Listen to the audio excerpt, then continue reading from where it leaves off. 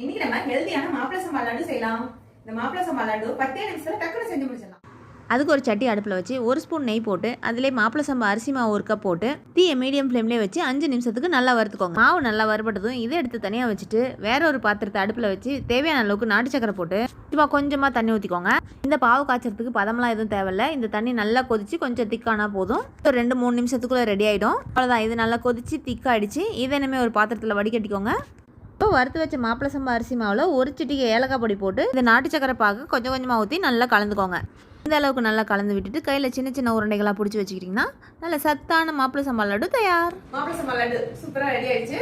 ஹெல்தியான லட்டு சாப்பிட்டு பார்க்கலாம் எப்படி இருக்குன்னு. நல்லா சாஃப்டா சூப்பரா இருக்கு. டேஸ்ட் மட்டும் இல்ல, இது நல்லா ஹெல்தியும் கூட. அடிக்கடி ஸ்நாக்ஸ்ல செஞ்சு சாப்பிடுங்க. அப்புறம் இந்த லட்டு செய்யறதுக்கு மாவு ரெடி பண்ற ப்ராசஸ் வேணும்னா கமெண்ட்ல சொல்லுங்க. அது வேற ஒரு வீடியோல விளக்கமா சொல்றேன். நன்றி.